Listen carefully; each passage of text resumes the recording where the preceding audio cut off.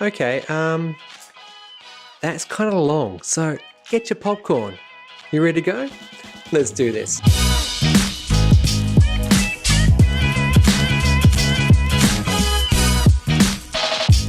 Alright, welcome to the show. So first up, on the 28th of February 2019, the Sydney Morning Herald published a news brief about how Australia's greenhouse gas emissions continue to rise, reaching the highest on a quarterly level since mid-2011 due to pollution from liquefied natural gas export sector.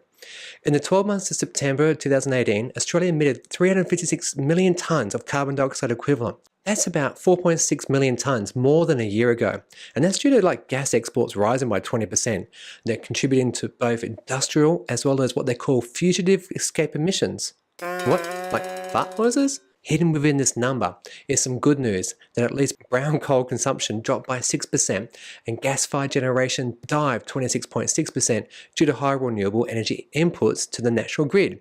And as a subsequent, 15.1% fewer emissions. But here's a big but. Touch the button. This week, the Federal Coalition confirmed that it would count any surplus credits created in what was called then the Kyoto Policy Agreement to count against the Paris goal, effectively slicing the 2021-30 abatement and to about 12%. Now, this, ladies and gentlemen, is what you call changing the goalposts. So imagine you're playing footy and they change the goals to halfway down the field. Why? Because it's easy to score and win points.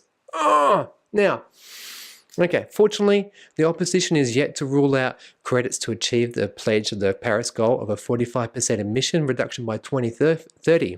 Let me break this down. Emissions from stationary energy, things like gas and steel industries, rose by 5.8% in the 12 months to September, whereas gas escaping from these facilities and coal mines rose 7.3%. And remember that gas is actually a fossil fuel and contributes to our CO2 and our climate. So, transport emissions, the third largest source, rose 2%. And, well, electric cars, anybody? Somebody? Incentives? Bueller. And agriculture fell 3% mainly due to the drought, which I need to talk about here. Not because of the tech side of it, gosh no, but because of a few items that were made news last week that may just help us turn this climate of ours around. So, if you live in Australia, you'll know that this last summer was the hottest on record. And unfortunately, this recent season was marked by fires, floods, heat waves, cyclones, dust storms, and snow. Oh my gosh. So, a few quick facts. Summer temperatures broke records with 45-degree days in Melbourne. 20 of the 21 years have been the hottest ever on record. And apart from the flooding rains in Queensland, it was actually very dry in our continent. And the outlook for autumn is warm and dry again. And they're suggesting that it's not going to break until later in the season. So that will mean the drought will continue. Now, with 24 of the past 29 years, they've seen autumn rainfall totals in Southeast Australia well below the 1961 to 1990 average. That means a lot of farmers, particularly those already on very dry land, will actually be devastated by poor crop yields. Now, the Bureau of Meteorology, that's the bomb to you and me, says that the outlook of the heat waves will continue into autumn.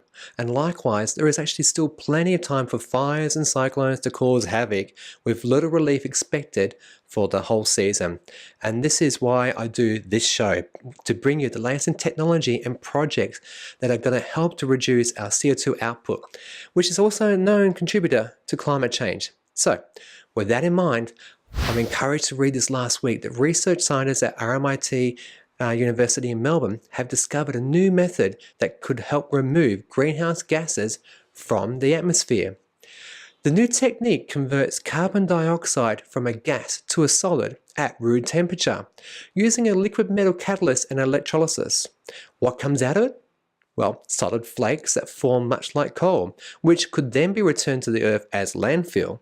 Although this is just in the lab at present and, well, represents the possibility for us to turn back the clock on emissions and remove excess CO2 from the environment. Now, I know there are other methods out there, but I'm encouraged by this as it suggests low electricity, which we could generate using renewable sources. It works at room temperature, so I'm guessing it's safer than other methods. And importantly, it uses just a few resources to create. Now, one thing I'm unsure about is how the researchers noted that it also generates byproducts such as synthetic fuel that could be used in other industries. Interesting. Next, the Essential Services Commission, that is the Victorian regulatory authority who suggests electricity prices, has raised the new single rate minimum feed-in tariff by more than 2 cents per kilowatt to reflect the increases in the futures market for wholesale electricity in the state. Well, good news, maybe. However, they also did a bit of a backhander in regards to the peak rate in the newly introduced time variable tariffs by slashing it by more than half. Now, reported by Mr. Parkinson from Renew Economy, who noted that last year Victoria became the first state to offer time variable tariffs in an attempt to properly reflect the value at different times of the day the solar exports from the roughly 270,000 households in the state, and also potentially to encourage solar households to install battery. But most retailers are only offering single tariffs, and the ESC has extended indefinitely what was to be only a 1-year grace period to allow the retailers to adjust to it. Now, so what does that mean for you and me and anyone with solar and batteries? Well, from July, the new single minimum tariff of 12 cents per kilowatt will kick in, and those for lucky enough to get on the variable tariff bandwagon, their exports will be anywhere between 9.9 cents, 11.6, or even 14 cents. Depending on the time of day that you're exporting. But the real kicker in the pants here is that the peak rate from 3 p.m. to 9 p.m. will be slashed from 29 to 14 cents per kilowatt. And that's disappointing because those who have gone to the trouble and expense of installing batteries, why would you do that then? Why? It costs you more in electricity, so you may as well just use your battery and get the electricity for yourself, which kind of defeats the whole purpose, does it? Does it? Maybe. Next, renewable energy developer Wynlab has had to delay bringing online the world's first wind solar battery project due to connection problems made by regulators and market operators, performance of its contractors, and here's where it all comes back about the weather stuff, the recent cyclone events and flooding, all of which accumulated in difficulty accessing the site and network commissioning. Now, you see how climate change can actually have a negative effect on business? This Kennedy project had a combination of 43.5 megawatts of wind, 15 megawatts of solar, and 4 megawatts of Tesla battery, all of which was completed in December 2018. But because of the reasons stated before, they can't bring the clean renewable energy to the market, and in turn are suffering financially due to the unrealized income from selling that power to the network. So it's very disappointing, and something which I feel could fit very nicely into. So last week I introduced this segment of the show to talk about significant political announcements that you should be aware of. And well, thanks to the viewers like yourself who are supporting this and have got suggestions for other topics. So look, be sure to please let me know what you would like to see. Put your comments down below. And if you haven't already, consider subscribing. Really helps out the channel. All right, ready? Let's go. First up, Scott Morrison promises to fast-track the Tasmanian hydro project. He throws $1.4 billion at the Snow Hydro 2.0 scheme.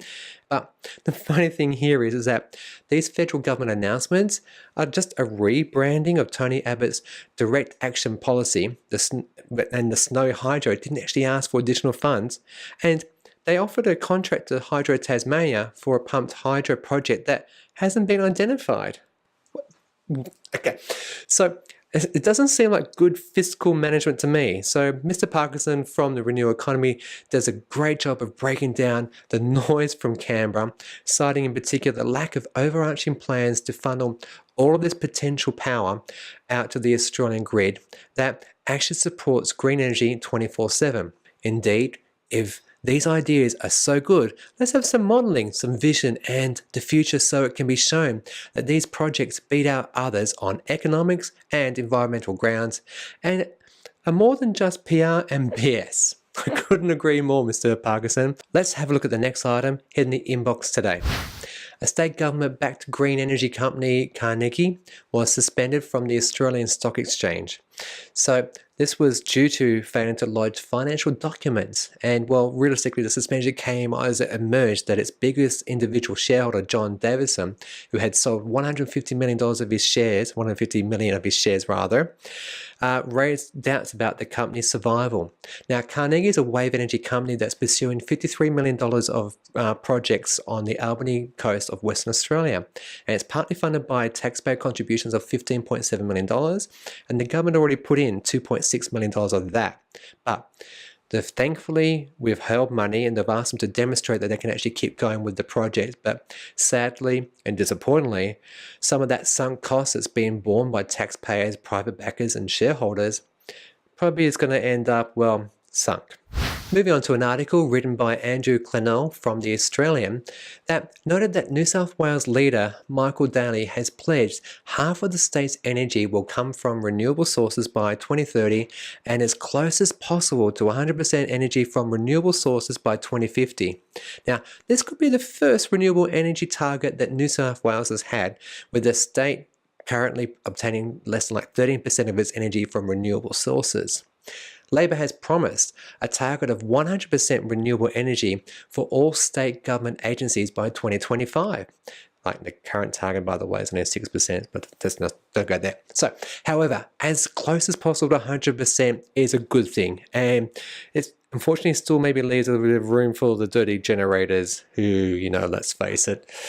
Okay, enough for promises this week, and I could have posted a lot more here, as last week there was a lot of political announcements. You can tell it's election year, can't you? But these stood out for good reason. And so let's get on to some EV news. And first up, Tesla America released its full lineup of Model 3s, including the one which some analysts said would never happen, the $35,000 version. Now, this is great for a few reasons, and for those who may have been sitting on the fence waiting for a new affordable EV, well, this model without any bells or whistles, plus the federal tax rebate and maybe some state initiatives in America that is, makes a Model 3 like a no-brainer if you're in the market for a new car. Basically, a brand new ICE version like a Honda Accord, CR-V, RAV4, Hyundai Santa Fe, Nissan Leaf, there's a few others, they're actually the same price as the Model 3. So if you couple the fuel savings and the lower service costs, why wouldn't you buy a Model 3? Now, for us poor Aussies out here who are waiting for the Model 3, the day before on Sunday, I published a Model 3 insight as to what it might cost here in Australia. And hey, just calling out myself here, as soon as Tesla announced all these changes to the lineup and about a few other things, they actually dropped the prices on the Model S and the X in Australia. So I'll do a video later this week comparing prices of the Teslas against other Australian cars. So watch out for that soon. Oh, and PS, I'll put the link up here to that video because there's actually a free online calculator you can use to have a look how much the Model 3 might cost you. So go have yourself some fun. Moving on to the next story, Volvo Car Group announced that its 2017 subsidiary Polestar will be a fully electric performance brand for the company. Now, this rebranding, shall I call it like a new trend, is actually emerging from a lot of different legacy car companies, and I'll get into that shortly. So, they unveiled a $45,000 Polestar 2, which is actually a good-looking SUV, and the first of its major production for 2020. And returning to the rebranding thing, Hyundai announced last week that it too will launch a new car on a dedicated electric platform in 2020. Hoping to be one of the top three EV makers, the Korean manufacturer has already got the Kona Electric and the Ioniq, but both are derivatives of existing models sold on other powertrains. And if you saw my impressions video last week, you'll know that they did nothing to make the most out of an electric car power bed, and they retained that hump. So why? I don't know. Hyundai said it will invest about $40 billion US into research and development over the next 5 years. And that will include $2.9 billion on electrification and a similar amount on autonomous driving and connected car technologies. Now, this is great and something that will truly help make EVs affordable for everyone.